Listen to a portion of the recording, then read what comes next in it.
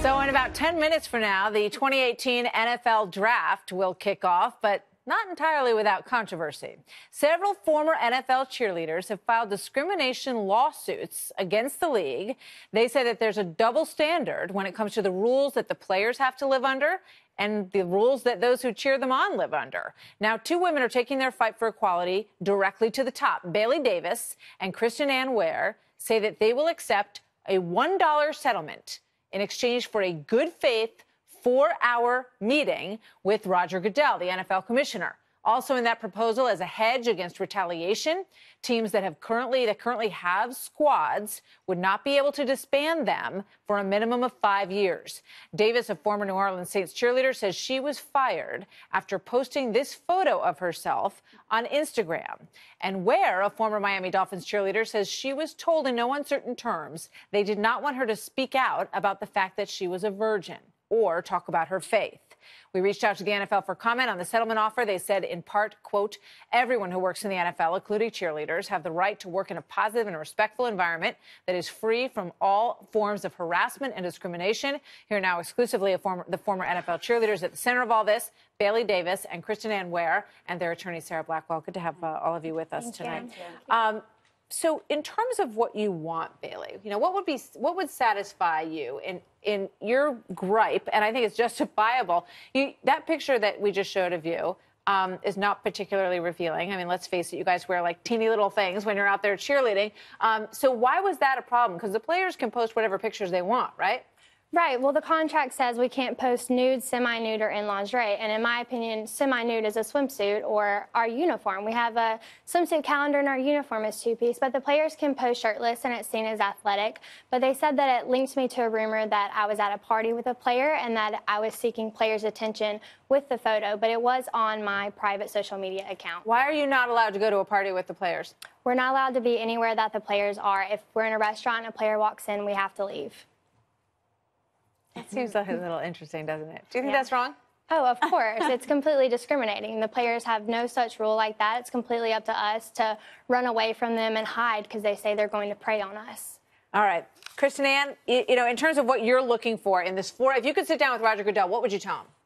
Well, first of all, I would be really thankful just to have the opportunity to seek positive change. That would mean so much to me. And I can only speak from my experience, but because of what I've witnessed and what I've went through, I believe I can help with the change because of what I've seen. We can come up with fair, professional, lawful rules as well as a fresh new idea. So Sarah, you've given them till May 4 to respond. What do you expect you're going to get for this? Well, May 4th was 10 days to respond, not to say yes or no. They can call, negotiate, ask for extension. But after 10 days, if they don't respond at all, then that's code that we're not interested at all. But I'm very optimistic that they will at least contact us and give us a chance to speak to them because, like the statement they said is, the NFL thinks that cheerleaders should have a right to the positive, fair atmosphere and that it should be free of sexual harassment and discrimination. And that's what we believe. And that's why we want to have a collaboration. We're on the same side. And we're not asking them to spend any money. We're asking them to talk to us about certain rules and regulations that they can require the teams to make that will treat them with fair professionalism. The New York Times ran a piece that basically said that groping and sexual harassment were part of the job. Did you feel that way? Right. We had to go out amongst the fans. You know, they're drinking. I've had my arm grabbed. I've had my butt grabbed. They'll pull stuff out of our hands. We're walking around with cash because we're selling calendars. And we have to do that to be able to go onto the field. And we're just told to smile and be polite and walk away if it gets too much. And there was an instance where I did come in the locker room crying, and they told me just to toughen up. Kristen Ann, did you have experience like that?